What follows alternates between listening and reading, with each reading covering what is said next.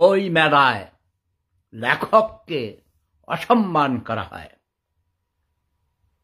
দুইজন লেখককে অসম্মান করা হয়েছে।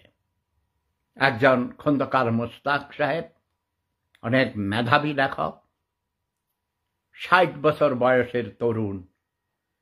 তিনি প্রেম করে বিবাহ করেছেন একজন ১৮ বছরের ঊর্ধ্ব, মানে ১৮-এর বেশি, পূর্ণ যৌবনা।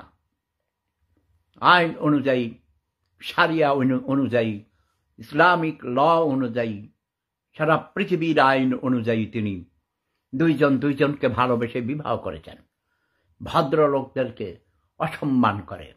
দেশে গণতান্ত্রিক অধিকার নেই, দেশে মানুষের মান ইজ্জতের নিরাপত্তা নেই। আমি এই ঘটনার তীব্র নিন্দা জ্ঞাপন করছি।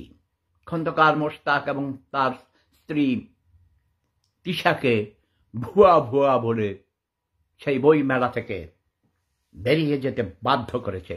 আমি এই সরকারকে জুতা মারি, শেখ হাসিনাকে জুতা মারি। এই জুতা শেখ হাসিনার দুই গালে জুতা মারো, তালে তালে। শেখ হাসিনার কোনো অধিকার নাই এদেশের ক্ষমতায় থাকার। এই জন্য আমরা যুদ্ধ করে নেই।